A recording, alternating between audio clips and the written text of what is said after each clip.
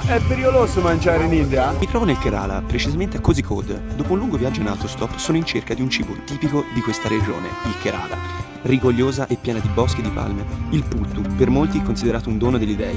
Inizio la ricerca un po' intimorito da quello che mi aspetta. Mentre cammino rimango impressionato da uomini che si ammassano di lavoro, alberi cresciuti nel cemento e murali psichedelici. E proprio accanto a una moschea blu, in un piccolo mercato, arriva lui, il puttu, una delle colazioni più tipiche del sud dell'India.